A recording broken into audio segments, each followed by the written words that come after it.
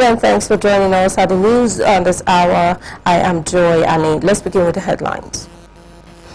FCT Minister Barrister Nyesom Wike clarifies movement restriction during the area council elections, says it was approved by President Tinubu. Presidency debunks report of alleged plot to poison President Tinubu, describes claim as fake. Nigeria's First Lady Oluremi Tinubu urges lawmakers to uphold accountability in enacting laws. The Nigerian Meteorological Agency predicts dust haze, isolated thunderstorms nationwide. And now the news in detail. The Minister of the Federal Capital Territory, Barrister Nyesom Wike, has clarified that the restriction of movement during the recent FCT Area Council election was approved by President Bola Ahmed Tinubu and implemented for security reasons. Speaking during his monthly media chat in Abuja, Mr. Wike said the decision was taken to ensure a peaceful and orderly electoral process across the area councils. His remark came amid criticism from prominent politicians and other stakeholders who questioned the necessity of restricting movement on election day. Some critics argued that the measures was excessive and inconvenienced to residents. However, the FCT minister maintained that the directive was purely a security precaution aimed at preventing potential disruptions and safeguarding voters, electoral officials, and election materials throughout the exercise. The minister further explained that his support for candidates in the FCT Area Council election was a fulfillment of a promise he made to President Bola Tinubu.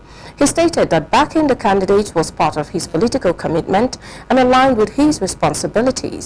Barrister Wike also maintained that it is within his as FCT minister to visit polling units during elections to monitor the situation and ensure adequate security. He dismissed criticism surrounding his presence at polling centers, insisting that his actions were lawful and aimed at guaranteeing a peaceful electoral process. Now, the presidency has declared as fake a viral report alleging that a kitchen staff member at the State House had been arrested over a purported attempt to poison President Bola Ahmed Tinubu. A special advisor to the President on Information and Strategy, Mr. Bayo Onanuga, in a post on his verified X handle, dismissed the claim as outright false. The rebuttal followed the circulation of a video and accompanying report on some online platforms alleging that an unnamed chef attached to the presidential villa in Abuja had been apprehended in connection with an alleged plot to poison the president. The report, which failed to cite any credible source or provide verifiable details, quickly gained traction across social media, triggering speculations and concerns in some quarters. However, the presidency's swift and categorical denial put to rest the rumor, describing it as baseless and urging the public to disregard the misleading content. It stated that there was no indication from any security agency or an arrest, investigation, or security breach related to allegations as of press time. Nigeria's First Lady, Senator Oluremi Tinubu, has reminded members of the National Assembly that beyond their constitutional mandate to legislate for the over 200 million Nigerians, they remain ultimately accountable to God for every decision taken and law enacted. The First Lady gave the reminder in her remark at the dedication and commissioning of the National Assembly Chapel, built by the National Assembly Christian Legislature Fellowship in Abuja. Senator Oluremi Tinubu described the occasion as deeply personal and historic, recalling her 12-year tenure as a senator when Christian legislators held weekly fellowship in committee rooms due to non-availability of a dedicated place of worship within the complex. The chapel, now commissioned and dedicated according to the First Lady, stands as a solemn reminder that while lawmakers represent the people and exercise constitutional authority, they are accountable to a higher divine authority. In his remark, President of the Senate, Godswill Akpabio, subscribed the ceremony as a spiritual milestone for Nigeria's democracy. He argued that governance must be anchored on conscience and guided by divine wisdom, stressing that justice existed before constitutions were framed. On his part, Deputy Speaker of the House of Representatives, Mr. Benjamin Kalu, acknowledged that the Christian Legislators Fellowship has long functioned as a conscience within the legislature, particularly in moments when debates become heated and partisan interests threaten to overshadow national interest. For former head of state, General Yakubu Gowon, retired lawmakers have to prioritize national unity in their legislative responsibilities, remembering sacrifices made to preserve Nigeria's oneness. He expressed hope the chapel would rekindle a renewed commitment to unity, love, and national cohesion among political leaders. Catholic Bishop of Sokoto, Matthew Kuka, gave exhortation at the event, and prayed were offered for Nigeria, the National Assembly, and the Church by various Christian leaders. Now, the House of Representatives has taken steps to establish a regulatory commission to regulate fintech in the country. A bill to establish the commission is being sponsored by Mr. Fuad Laguda, already passed by the House and now referred to House Committee on Digital and Electronic Banking, Banking Regulation, Science and Technology, Communication, and as well as the Committee on Capital Market and Institutions. It is titled A Bill for an Act to Provide for the Establishment of Nigeria's Fintech Regulatory Commission in Nigeria and for Related Matters 2025. The bill, among other functions, seeks to establish a legal framework for the Nigerian fintech industry and will oversee the licensing, regulation and supervision of fintech services in Nigeria. A public hearing on the bill is scheduled to hold Monday, March 2nd, 2026. An independent National Electoral Commission, INEC, has commenced a comprehensive technical review of its regulations and guidelines for political parties to align them with the recently assented Electoral Act 2026 and emerging electoral realities. The exercise, conveyed under the leadership of the Commission's chairman, Professor Josiah Ojora-Mopita, SAN, represents a critical phase in the Commission's ongoing reforms agenda aimed at strengthening political party oversight, improving compliance culture, reducing pre-election disputes, and enhancing public confidence in Nigeria's democratic process. The technical workshop on the revision of the INEC regulations and guidelines for political parties will bring together national commissioners and directors across operational departments, legal experts, election administrators, and institutional stakeholders to undertake a detailed clause-by-clause review of the existing 2022 framework. A statement signed by the Chief Press Secretary to the INEC Chairman, Mr. Adebayo Oketola, said the recently enacted Electoral Act 2026 introduced significant legal and operational challenges and changes affecting political party administration, candidate nomination processes, compliance obligation, dispute resolution mechanisms, and the Commission's regulatory mandate. Consequently, he said beyond legal compliance, the Commission is drawing lessons from previous elections to strengthen preventive regulations. Persistent challenges such as opaque party primaries, membership disputes, weak financial disclosure practices, and exclusionary participation patterns have contributed to avoidable litigation and electoral uncertainties. Addressing these gaps early remains central to the Commission's preparation for 2027. To support evidence-based reforms, he said, INEC is mainstreaming findings from the Political Party Performance Index, a diagnostic assessment tool that identifies systematic weaknesses in party governance and compliance practices across the country. Speaking on the reform process, the chairman emphasized that credible elections begin long before polling days. The Commission reaffirmed its commitment to continuous electoral reforms and to ensuring that political parties remain strong democratic institutions capable of providing credible leadership choices for Nigerians. The Acting Inspector General of Police, IGP Olatunji Disu, has reassured all Nigerians of the unwavering commitment of the Nigerian Police Force to the protection of lives, property and national peace in light of evolving geopolitical tensions in the Middle East and their potential global implications. According to a statement issued by the force spokesman, ACP Benjamin Hundeyin, while Nigeria remains stable and its internal security situation firmly under control, the force has reinforced proactive intelligence-led policing measures across the country. ACP Hundeyin said the acting IGP has directed all commissioners of police in the 36 states and the Federal Capital Territory with particular attention to the northwest, northeast and north central zones to heighten surveillance and intelligence gathering, strengthening collaboration with traditional and religious leaders, enhancing visibility, policing around worship centers and public spaces, and swiftly addressing any attempt by individuals or groups to exploit global development to incite unrest or sectarian tension. The police boss also noted that the Nigeria police force reiterated that Nigeria will not serve as a theater for foreign conflicts, adding that any attempt to import external ideological or religious tensions into the country will be met with full weight of the law. IGP Disu called on community leaders nationwide to continue promoting peace and urged citizens to remain calm, vigilant and law-abiding, reporting any suspicious activities to the nearest police formation.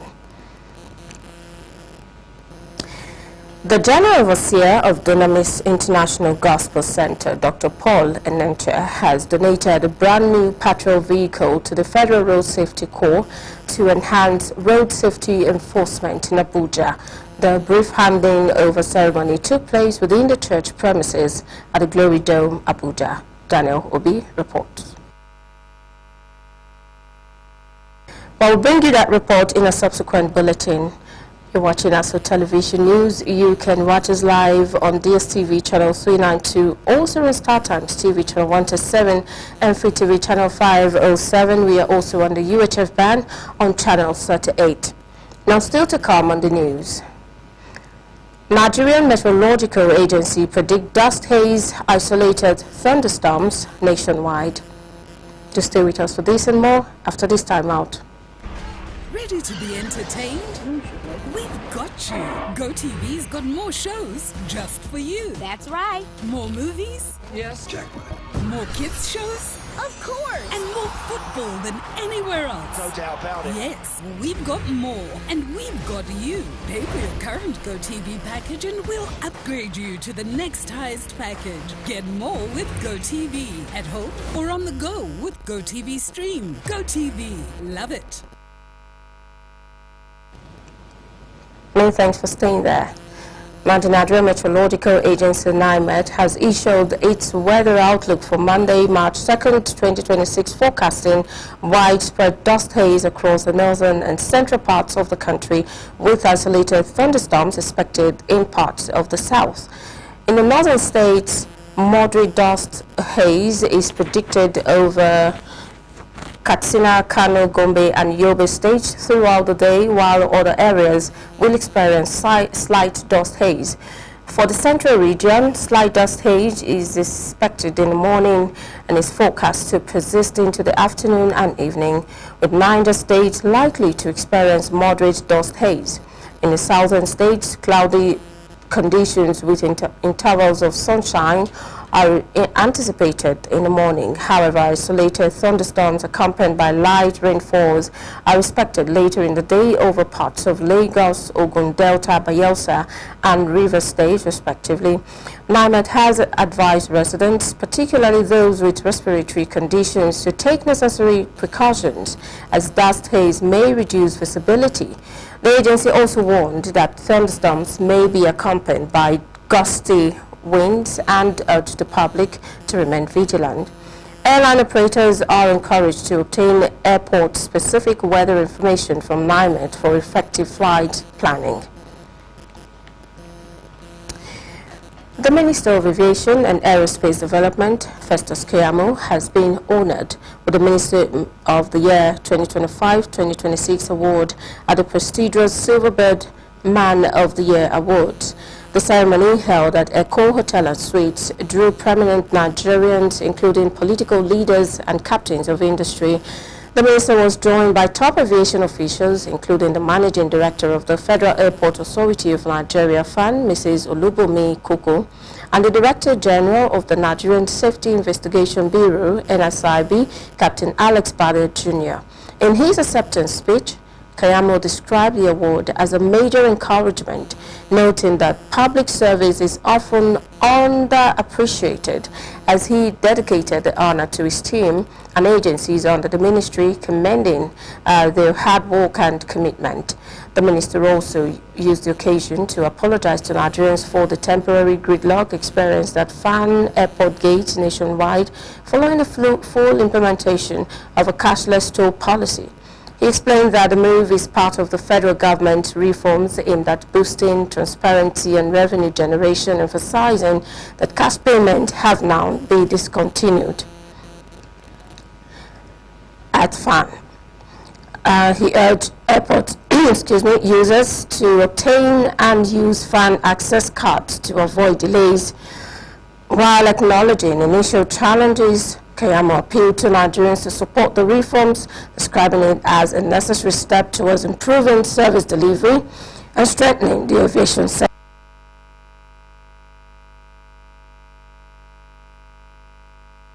The Silverbird Award recognizes public office holders who have demonstrated leadership, innovation, and impact in their respective sectors. And now the South African Transportation Authority have confirmed the rescue of 12 persons from a Nigerian tugboat that sank in their territory last Saturday night. The tugboat, named Leo, with 18 persons on board, came to South Africa for repairs, but ran aground at 18 nautical miles offshore on the stormy waters between Cape Town and Durban on its way back to Lagos, where 12 was rescued, 1 dead, while 5 were missing. Minister of State for Foreign Affairs, Ambassador Bianca Odumego-Ojukwu, disclosed this on Monday morning when that the South Africa Ministry of Transportation also said that 1 person has been confirmed dead while 5 are missing. She said search efforts are ongoing. She also confirmed that the South Africa Maritime Safety Authority has also informed that survivors are presently being conveyed to Port Elizabeth, where officials from the Nigeria High Commission will receive them. Further details will be made available as they unfold.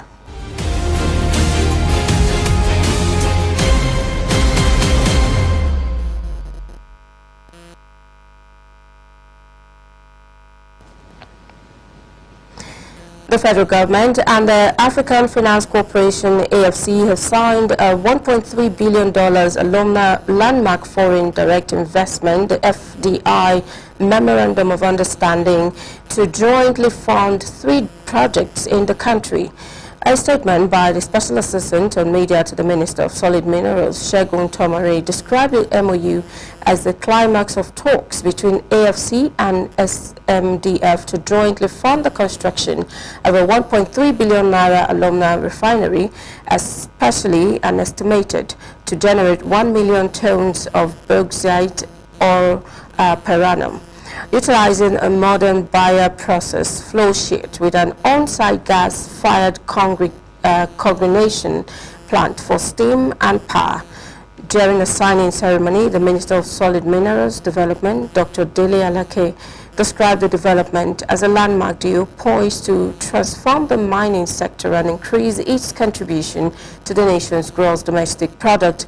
He stated that the deal, tagged Alumnia Project, is to be executed through the Solid Minerals Development Fund and has a comprehensive geoscience mapping and an investment vehicle. The minister praised the AFC and SMDF for their commitment to executing the priorities of the 7-point agenda of President Bola Ahmed Tinubu administration through the deal. I want to echo us now the economic Community of West African Court of Justice will have a bilateral meeting with Guinean authorities to review and enhance enforcement of court's judgment within the Republic of Guinea. The event aligns with the 50th anniversary celebrations of the Economic Committee of West African States that will have the court, Guinea's competent national authority, and other critical stakeholders to convene from 2nd to 4th of March 2026. This aims to foster stronger cooperation between regional court and national institutions to establish a structured framework that will improve compliance, promote uniformity in enforcement procedures, and build a more robust cooperative network between the court and member states. The court, via its media team, in a statement revealed that the delegation led by its president, Honorable Ricardo Claudio Monteiro Conclaves, will hold walking sessions and courtesy calls with Minister of Justice, Finance and ECOWAS Affairs, also President of the Supreme Court and the Speaker of the ECOWAS Parliament.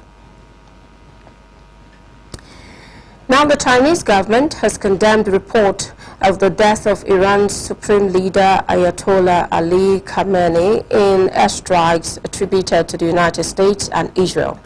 In a statement by the Foreign Ministry spokesperson on Saturday, China labeled the incident a grave violation of Iran's sovereignty and security, stating that the attack and killing of Iran's supreme leader tramples on the purposes and principles of the UN Charter and fundamental norms of international relations. The remark came in response to a journalist's question regarding the widespread report of Khamenei's death during the military strikes.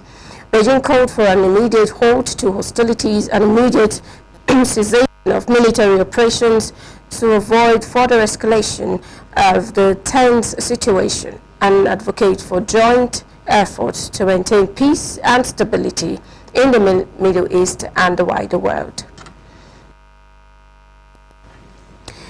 Now, the Minister of Federal Capital Territory, Barrister Nyesom Wike, on Monday morning today received the remains of Senator Barinada Mpigi at the Nnamdi Azikiwe International Airport. Arrived at the airport at about 5:30 a.m. alongside other dignitaries.